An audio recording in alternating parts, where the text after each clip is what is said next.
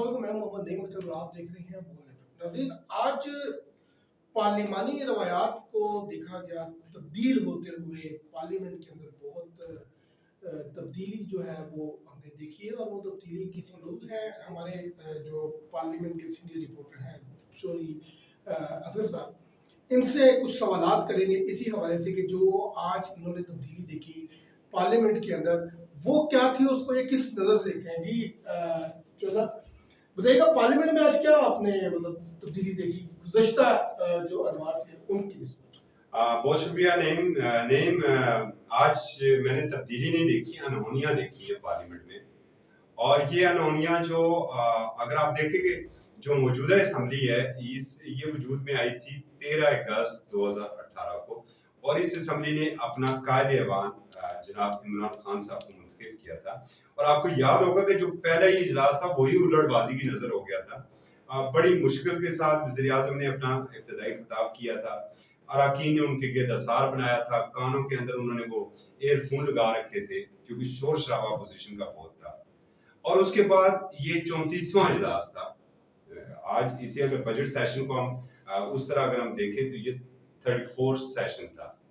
33 session जो हो चुके हैं, कभी भी ऐसा नहीं हुआ कि वज़ीर आज़म साहब को ऐवान, जिस ऐवान के वो कायद हैं, वज़ीर आज़म वो पाकिस्तान के हैं ना, मगर कायद हैं वो ऐवान के, कौमी असम्बली का जो फ्लोर है उसकी वो कायद है।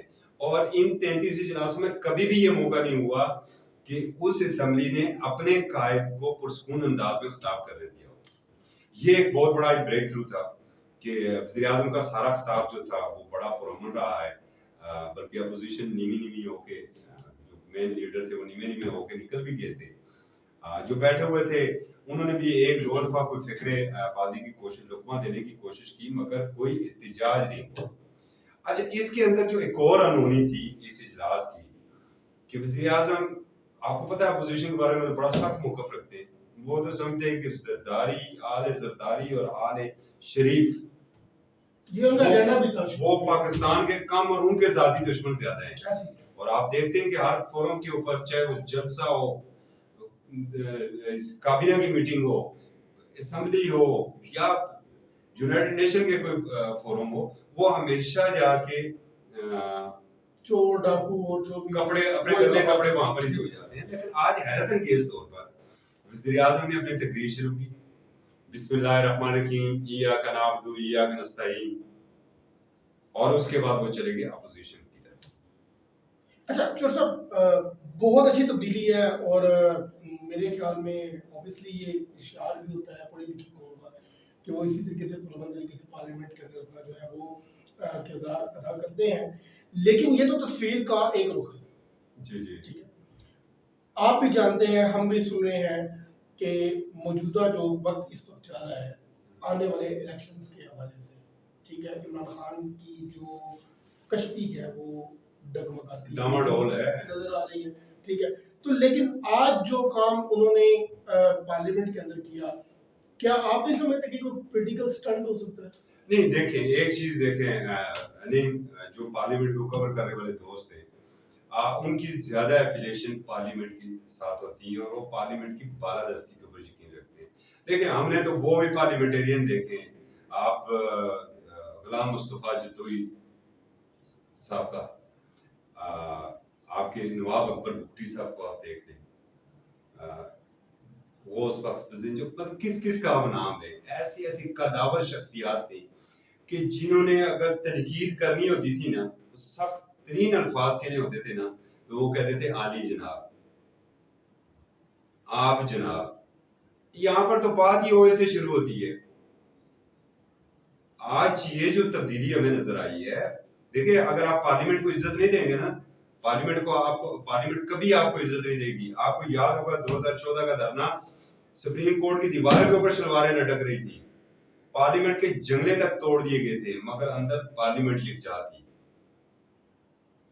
पार्लियामेंट यकजा थी, पूरी पार्लियामेंट, पूरी अपोजिशन। क्या आप ये नहीं समझते कि जो एक मुतनाज़ा बजट जिसे आप कह रहे था, लौट के है था, उसकी मंजूरी के बाद ये तब्दीली मतलब थी कि होगा इस तरह? देखिए ये देखें ना, बजट तो मंजूर हो चुका था, आपने क्या जरूरत थी इस बात की? ये बड़े अच्छे साइन है इस वक्त इस मुल्क को जरूरत है मुफाहमत की, इस वक्त इस मुल्क को जरूरत है मिलकर चलने की। आपका कल कौमी सलामती कमेटी का इजलास है, अस्करी क़यादत ब्रीफिंग देगी, अपोजिशन को भी बुलाया है हुकूमत ने, अपोजिशन भी वहां पर बैठेगी। अमेरिका का इनखला हो रहा है अफगानिस्तान से, आपके लिए तो बहुत बड़ा एक मसला पैदा हो रहा है। इतने ज्यादा आपके पास आईडीपीज आएंगे, आप उन्हें संभाल नहीं सकेंगे। क़यादत का तो काम है ना मिल बैठना। आपको याद होगा कि यहाँ पर धरना हो रहा था डी चौक में, मैं सख्त नकाद हूँ मियां बरादरान का, मगर जब एबीएस का सानिया हुआ और मियां नवाज शरीफ साहब ने एपीएससी बुलाई पेशावर में, तो वहां पर उनके दाएं या बाएं जाना इमरान खान साहब बैठे हुए थे। अगर आप आज भी उनकी तस्वीर देखें तो जो क़यादत होती है ना, आप जरदारी साहब को देखें कि चौधरी जिस कलम से भुट्टो साहब को फांसी दी गई, वो नाथ हाउस गुजरात में के ड्राइंग रूम में लगा हुआ है, ठीक है, और जरदारी साहब उसी ड्राइंग रूम में बैठ के चौधरी शजात हुसैन के साथ मुकाबला कर रहे हैं। अच्छा, अमेरिका बड़ा जो है ना आजकल वो कहने के पाकिस्तान को प्रेशराइज करने के चक्कर में है। दूसरा भी आपको याद होगा कि गुज़िश्ता रोज जो है ड्रोन हमला भी एयरबेस पे हुआ इंडिया की, और इंडिया ने जो है वो ये ना तो पाकिस्तान का नाम लिया। तो क्या समझते हैं कि अमेरिका और इंडिया मिलकर पाकिस्तान को प्रेशराइज कर रहे हैं, और उस चीज को मद्देनजर रखते हुए भी जो हमारी सियासी क़यादत है वो मुत्तफिक हो रही है किसी एक लाए अमल में? आप नहीं समझते कि उसका भी कोई आपकी सियासी क़यादत को बालग नजरी का सबूत देना होगा। हमारा पड़ोसी मुल्क देखें, दोस्त तब्दील होते रहते हैं, पड़ोसी कभी तब्दील नहीं हो सकते। अब बदकिस्मती है कि बस हमें पड़ोसी ऐसे मिले, वहां पर वो परिंदा भी अगर पर मार देगा तो उसमें भी उन्हें पाकिस्तान का हाथ नजर आता है। कबूतर जैसे कबूतर वाला इशू आपके सामने था, बंदर वाला एक दफा एक इशू आ गया था। उनके सारे ख्वाब चकनाचूर हो चुके हैं, क्योंकि वो अफगानिस्तान में से हमारे खिलाफ सारे ऑपरेशन लॉन्च कर रहे थे। अब जब वहां पर तालिबान हावी हो रहे, तो उनके ख्वाब तो टूट चुके हैं, रोल तो खत्म हो चुका है अफगानिस्तान से इंडिया का। अमेरिका बादल अंकल साम भी जो है वो भी वापस आ रहा है। अब अंकल साम की ये कोशिश थी कि हमें वो किसी तरह घेर गार के दोबारा, तो यहाँ से ही फिर वही ऑपरेशन जिस तरह मुशर्रफ दौर में होते थे, सारे ड्रोन और हम मुजम्मते भी करते थे और इजाजत भी हमारी खुद ही की थी।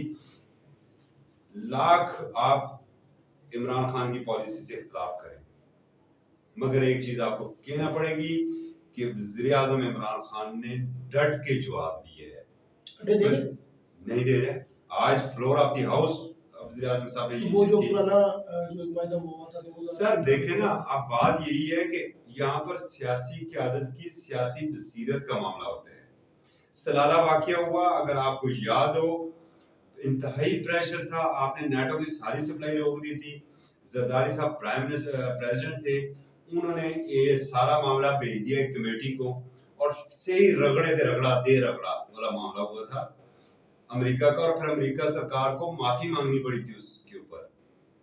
अगर इसकी जगह मुशर्रफ साहब होते तो वो बस वही फिर जो कुछ होता रहा है। वज़ीर आज़म इमरान खान की एक और जो चीज जो आजकल ज्यादा सोशल मीडिया के ऊपर चल रही है, उन्होंने कहा नहीं, बात करनी है तो बाइडेन साहब से करनी है। नो, बाइडेन साहब से नीचे का अगर कोई आता है तो वो जो हमारा, अगर वो उनका सेक्रेटरी खारजा आता है तो हमारे वज़ीर खारजा से मिले, उनका आर्मी चीफ आता है तो हमारे आर्मी चीफ से मिले, उनका डीजीआई आता है तो हमारे डीजीआई से मिले। ये नहीं हो सकता है कि जो मुंह उठाए और आके मुझे मिले, मुझे मिलेंगे तो बाइडेन साहब ही मिलेंगे। ये बड़ा अच्छा स्टांस है। अड्डों के बारे में हम दो टोक वो कह चुके हैं, और आज जो यार फ्लोर ऑफ द हाउस वज़ीर आज़म एक तकरीर कर रहे हैं और अपोजिशन डेस्क जा रही है, ये आपको मजीद अनहोनी नहीं नजर आ रही है कि जेयूआई जो सख्त तरीन खिलाफ है, इमरान खान साहब सख्त तरीन खिलाफ है मौलाना फजल रहमान के, और मौलाना फजल रहमान की जमात सख्त तरीन मुखालफ है इमरान खान के, मगर इमरान खान की तकरीर के ऊपर जेयूआई का रैंकिंग डेस्क जा रहे हैं। ये बहुत अच्छी जी नाज़रीन, सारी गुफ्तगू आपने सुनी और मज़ा आया सुन के कि अच्छी चीज़ हुई है पार्लियामेंट के अंदर। अल्लाह करे कि मुस्तकबिल में भी यही, बल्कि मुस्तकबिल बईद में भी ये चीज़ कंटिन्यू रहे, और इसी तरह हमारी जितनी भी सियासी जमातें हैं अपनी सियासी बसीरत का जो है वो मुजाहरा करें। और अब ये तमाम जमातें इकट्ठी हो चुकी हैं एक लाइन अमल के ऊपर, इंशाल्लाह मुस्तक़बिल में रहेंगी भी मजीद इस तरह की वीडियोस देखने के लिए। हाँ, हम आपसे इजाजत चाहते हैं, चैनल को सब्सक्राइब करें। चैनल